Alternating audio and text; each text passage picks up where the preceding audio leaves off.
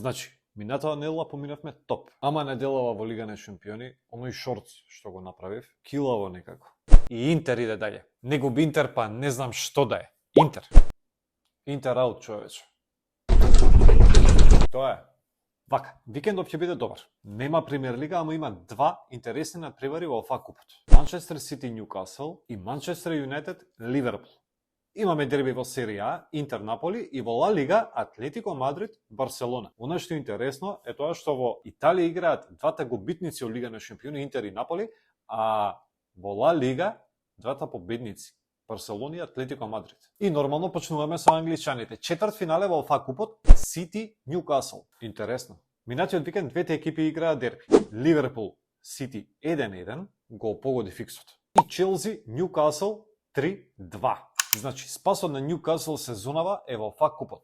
Тука нема дилема. Одат на се или ништо. Сити останува да се бори во Лигата на шампиони, во ОФА купот и во Премиер лига. И реално имаат квалитет сега да одат на титула. Абе, добар тим има Ньюкасл, ама нешто им фали бе, нешто не оди кој што треба. Ќе испадна тука, немаат шанси.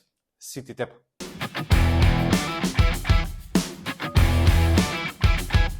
Манчестер Юнайтед Ливерпул. Добро, Юнайтед е свеж, Ливерпул малце е заморен, играат по 2 надпревари неделно. Ама тоа е единствената предност на Манчестер Юнайтед. Е сега, она што важеше за Сити, важи и за Ливерпул. Може до европска титула, до титула во Премиер лига и до титула во ОФА купот. Плюс тоа, дечки, Клоп сака со титули да си оди од Ливерпул. Не титула, титули. И конечно навивачите на Ливерпул имаат малце причини за задоволство. Клоп си оди, ама во тимот се враќа Едвардс, кој многумина го сметаат за творец на претходната силна генерација на Ливерпул. Што да се каже за Юнайтед? Некако ги тролам сезонава многу. Добро, влегува во некаква форма и уште имаат шанси за пласма во Лига на шампиони. И мислам дека Премиер лигата им е приоритет, не ФА купот. Тепа Ливерпул.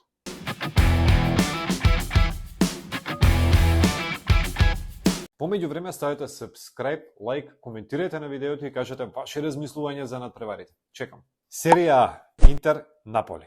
Абе, тоа е пенали, лотарија. А мислев дека Интер ќе иде до финале. Ако ништо друго, титулата во Серија А е загарантирана. И Наполи неделава испадна од Лига на шампиони од Барса. Значи, овој уствари надпревар кој доаѓа во еден крајно лош период и за двата тима. Не лош период, катастрофален период.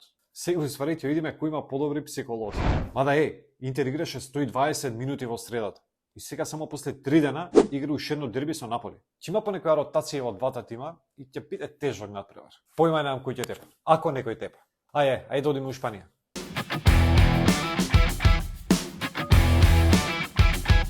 Дуел на победниците против Интер и Наполи. Атлетико Мадрид, Барселона. Колку јако губитниците од доилева во Лига на шампиони играат меѓу себе во Италија, а победниците играат меѓу себе во Шпанија. Атлетико се тепаше заслужено. Еве јас као навијач на Интер кажувам. И сега као се фаворити според букмекерите, ама не знам. Ама после тие 120 минути против Интер, тешко е да се игра против Барса. И Барса играше ама 90 минути против Наполи. А зошто тепаше Барса против Наполи? Ради Кубарси. Бајда добро го кажав, Кубарси.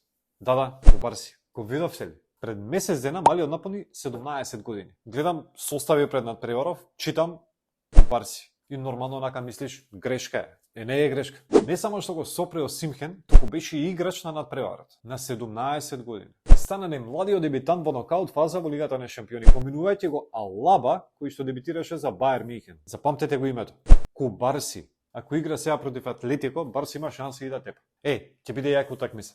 Следете. Доста е за викендов. Следна недела дечки има пауза, играат репрезентации. Игра и Македонија против Молдавија и против Црна Гора. Ќе правиме видео и за тоа. Следна недела. Ај сега, убав викенд и се гледаме. Чао!